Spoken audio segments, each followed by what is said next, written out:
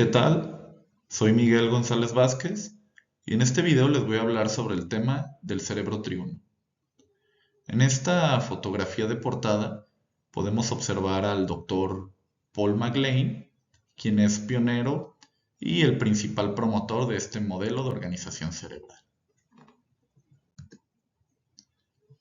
El concepto de cerebro triuno es un modelo de organización cerebral propuesto por el médico y neurocientífico Paul MacLean. En esta diapositiva, en la parte superior del lado izquierdo, podemos observar la portada de la publicación más icónica del Dr. MacLean, que se titula El cerebro triuno en la evolución. Y en la imagen de la parte inferior podemos observar lo que es la representación básica de este modelo de organización cerebral triuno. Bueno, este modelo consta de tres formaciones, como su nombre lo indica, que representan los niveles de desarrollo evolutivo cerebrales. Se organizan desde el más antiguo hasta el más reciente y son los siguientes. El cerebro reptiliano, también conocido como complejo R y representado en esta imagen en color naranja. El cerebro paleomamífero, que está básicamente compuesto por el sistema límbico, representado aquí en color verde. Y finalmente la estructura cerebral más desarrollada y más reciente, el cerebro neomamífero, también conocido como neocórtex.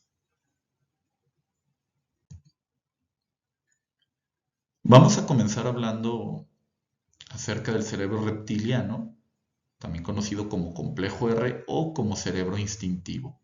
Esto ya que muchas de las funciones que se ejecutan aquí son instintivas o son prácticamente autómatas. El cerebro reptiliano está compuesto por una masa de ganglios que se encuentran en la base de nuestro cerebro frontal, los ganglios basales, y a estos ganglios basales se les suma parte de la médula espinal y el tronco cerebral. Esto para conformar la totalidad anatómica de lo que viene siendo el complejo R.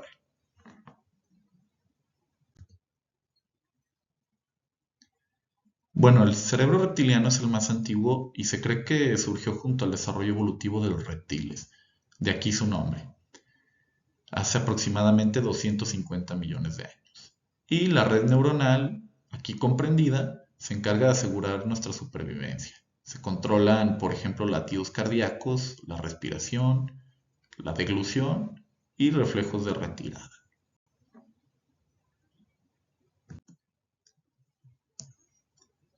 Los reptiles en general nos proporcionan patrones de comportamiento que podemos observar muchas veces en muchos mamíferos también, y donde estamos incluidos los seres humanos. A continuación se enlistan algunos de estos patrones de comportamiento. El establecimiento del territorio, las preferencias de lugares determinados, el comportamiento ritual para la defensa del territorio, el cual comúnmente implica uso de adornos y coloraciones, y el apareamiento. En esta diapositiva podemos observar dos fotografías. En la parte superior del lado derecho podemos apreciar lo que es una serpiente del género Crotalus y en la imagen de la parte inferior una fotografía de una lagartija del género Anolis. Ambas fotografías están representando el comportamiento ritual para la defensa del territorio, el cual muchas veces, y como lo vemos en estas dos fotografías, implica el uso de adornos y coloraciones. En el caso de la serpiente está adoptando una postura totalmente defensiva, preparada para atacar, y está agitando su cascabel. Y en el caso de la lagartija Anolis, está utilizando su cresta como adorno y coloraciones muy llamativas en esta.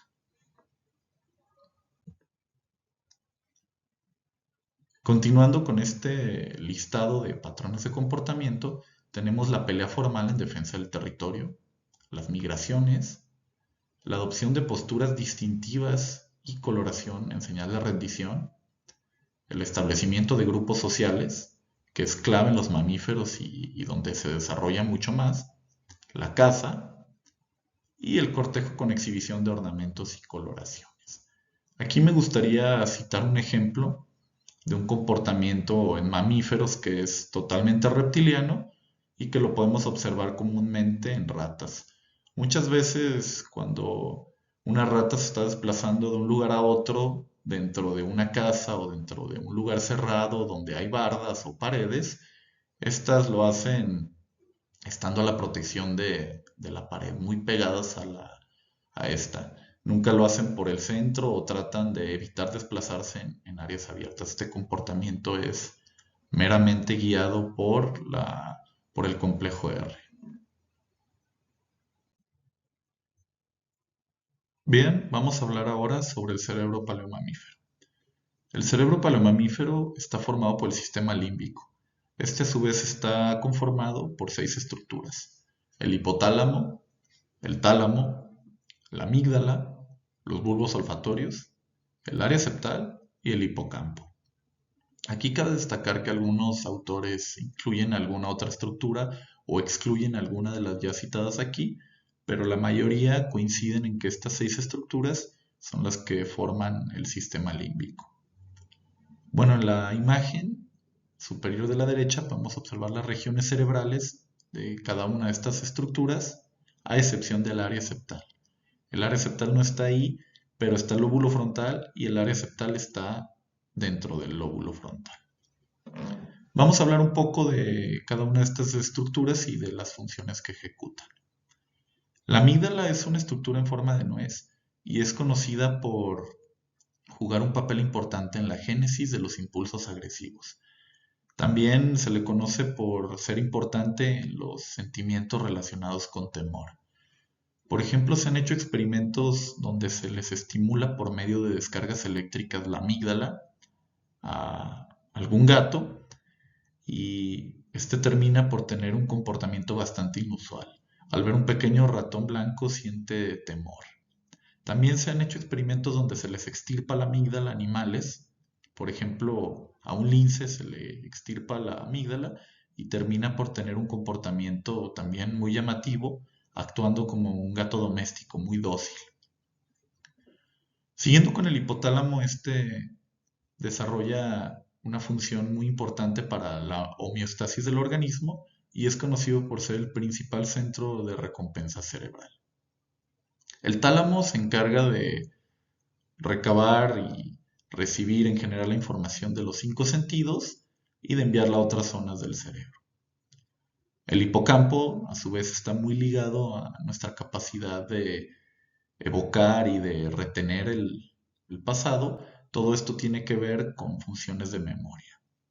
Los bulbos olfatorios son conocidos por percibir y recibir los olores y procesar la información de estos.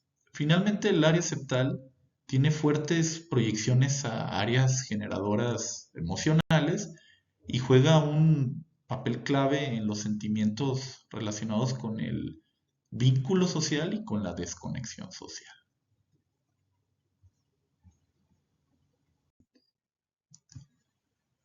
El sistema límbico está asociado a la capacidad de sentir y desear, de ahí el nombre que se le acuña como cerebro emocional o cerebro sentimental, y se encarga de un conjunto de conductas que representan el paso evolutivo de los reptiles a los mamíferos. Algunas de estas conductas vienen siendo la conducta maternal, la comunicación audio-vocal para mantener cerca al progenitor. Estas dos características están íntimamente relacionadas con el cuidado parental, pero también tenemos el comportamiento del juego y la cuestión que tiene que ver con el apego. En estas dos fotografías de esta diapositiva podemos observar comportamientos asociados al sistema límbico, emocionales.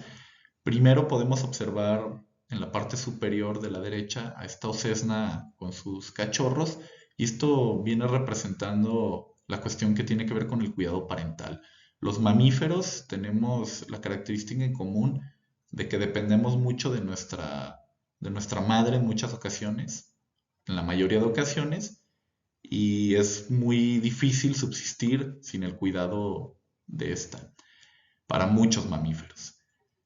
En la fotografía de abajo podemos observar un par de cachorros de león jugando y están aquí representando el comportamiento de juego, que es muy importante y pasa a ser fundamental cuando estos cachorros crecen, porque es lo que muchas veces los va condicionando, los va fogueando para poder desarrollar una cacería exitosa cuando crecen.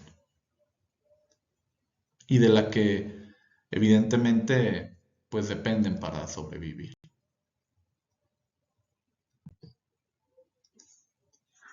Gracias a los estudios relacionados con epilepsia, se ha demostrado que el sistema límbico está relacionado con la experiencia subjetiva de lo emocional. El cerebro mamífero puede estar involucrado en sentimientos de convicción, asociados a nuestras creencias y lo que asumimos como real, verdadero e importante. Muchas veces podemos observar cómo podemos tener una ligadura fuerte con ciertos mamíferos como lo pueden ser, por ejemplo, los perros, es el mejor ejemplo, de ahí también su nombre del mejor amigo del hombre, y podemos desarrollar este tipo de relaciones emocionales o vínculos emocionales, ya que también hay una parte de complementariedad. Ellos también tienen esta parte emocional y pues es ahora sí que de ambas partes, ¿no?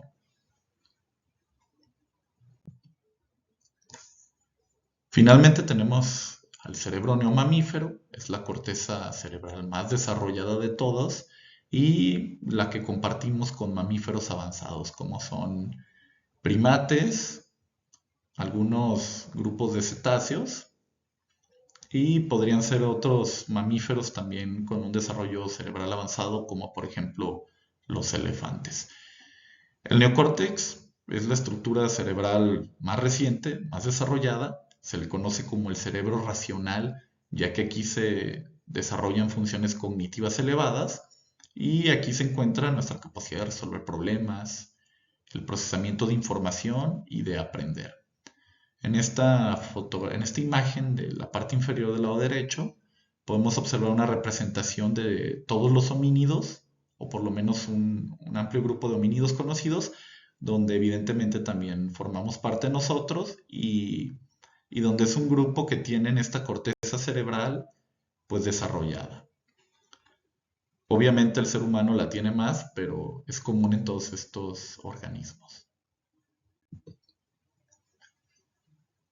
Dentro del neocórtex se encuentra la corteza prefrontal, una estructura cerebral que ha tenido una gran expansión en el ser humano y que está involucrada con funciones cognitivas avanzadas, como pueden ser la identificación con otros seres humanos, esta parte que tiene que ver con la empatía, también la anticipación y la planificación.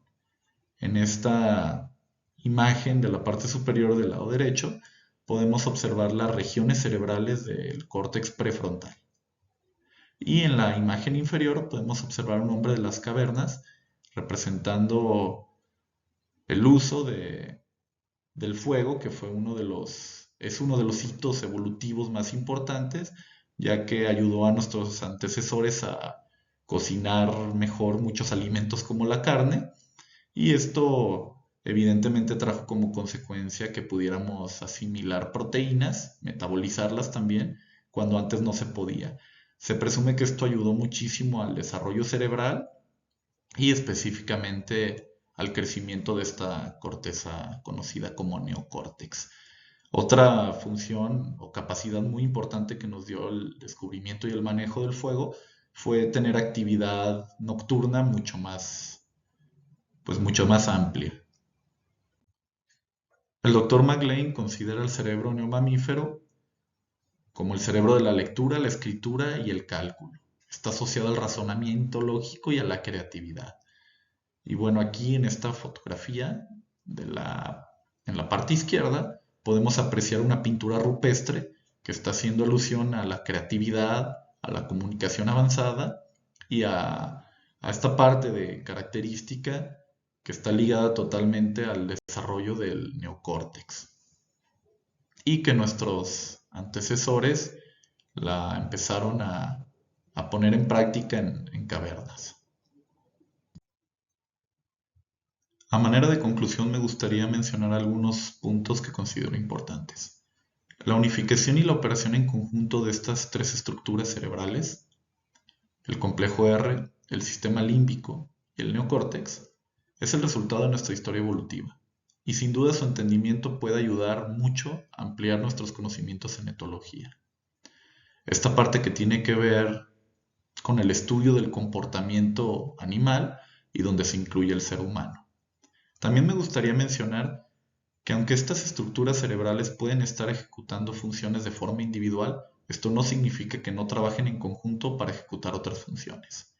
Y a pesar de que en las últimas décadas hemos incrementado mucho nuestra comprensión sobre el cerebro, todavía existen múltiples enigmas e incógnitas relacionadas con este y con su funcionamiento en general.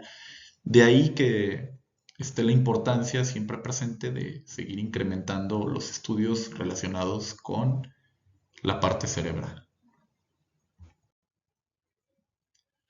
Finalmente, aquí está la literatura consultada para esta presentación y sin más que agregar, me despido agradeciendo su atención.